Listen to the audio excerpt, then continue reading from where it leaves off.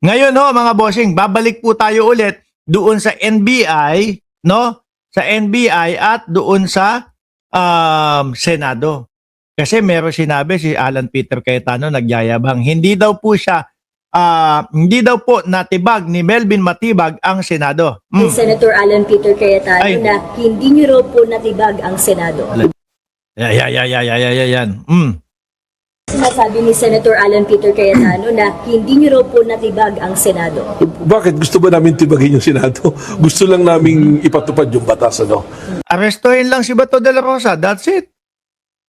Yun lang naman po simulat sa pool eh. At kung ibinigay po agad nila si Bato de la Rosa, mga kababayan, base po doon sa dala-dala nilang warrant of arrest, wala nang mga gano'n, wala nang artihan, tapos na ho. Balik na agad sa sesyon, balik na agad sa trabaho ang Senado.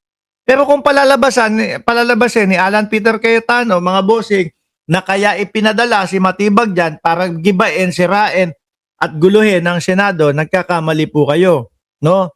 Malinaw sa utak ng bawat Pilipino na kaya nandyan ang NBI, sila Melvin Matibag, para arestuhin, kunin si Bato de la Rosa, base po doon sa warrant of arrest na dala nila galing sa ICC. Tsaka, it's not about Senator Alan Peter Cayetano. It's about the Senate and the judicial system. No? Correct. Okay lang naman yun. Hindi naman eh. Sino ngayon ang namumulitika talaga? Di ba? Sino ang totoong mga nagsisinungaling po? Sabi ni Sir Sunny Reyes, baka ma-juice. May balak pa tayo tibagin yung Senado? Wala naman. Wala. It's an institution enshrined in the Constitution. We respect it. Well, good luck to him, no? He do it day by day. So, tomorrow is another day for him. So, good luck to Senator Alan Peter Cayetano. Kaso po sir, baka mamaya biglang yung mga susunod na araw, biglang magkudeta. Biglang yung 1311 biglang maging baliktad na yung 1311. Ano po? 13 ang boboto kay Peter Cayetano para matanggal doon sa pagiging Senate President at 11 na lang silang matira doon. 'Di ba? Salamat. So today, he still insists na NBI daw po kumatake sa Senado. Well, malinaw naman na yung kwento. Nangyari yung Isa pa yun. Kaya tinatabangan kay Alan Peter Cayetano yung iba niyang mga kasamahan na mga senador. Kaya po bagsak ang ratings ng Senado dahil doon sa live ni Alan Peter Cayetano. Ayan po, inaatake na po kami, no? Nilulusob na po kami ng NBI.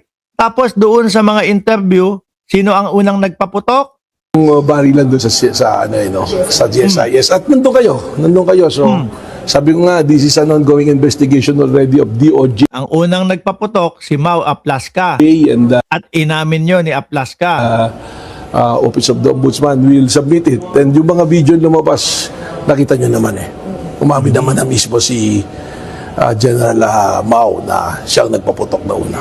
Aha.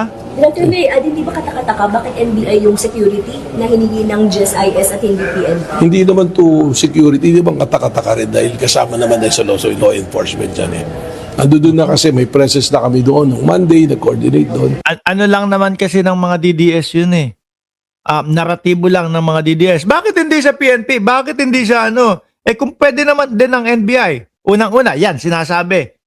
Nito pong si Director Matibag, nandoon na din kami. Ibig sabihin, napansin na sila ng presidente ng GSIS. So, kaya nandito na din pala NBI. Para dagdag seguridad dito sa GSIS at may nauulinigan kami na dito idadaan si Bato de la Rosa, sumulat na ako kay Melvin Matibag na director ng NBI. So they feel comfortable with the NBI. Siguro, I'm not saying na hindi sila comfortable with the PNP. Siguro, tsaka yung PNP are busy already in maintaining peace sa labas, di ba? So, hindi naman, that's not something na unusual, Yun. Kaya yung mga naratibo ni Alan Peter Cayetano na ang NBI ang tagagiba ng Senado, wala pong maniniwala dyan mga kababayan. Anyway, ganap na alas 10:36 dyan sa Pilipinas. Dapat yata matulog na kayo. Para naman po doon sa mga hindi pa nakasubscribe dito sa ating channel, ilan na lang ang kailangan natin? 562 na tayo, 562,000, 38,000 na lang ang kulang natin. At tayo ay 600,000, no? Huwag niyong kalimutan na mag-like, mag-subscribe, and mag-share. Magpapaalam na ako. Maraming salamat and God bless po sa ating lahat.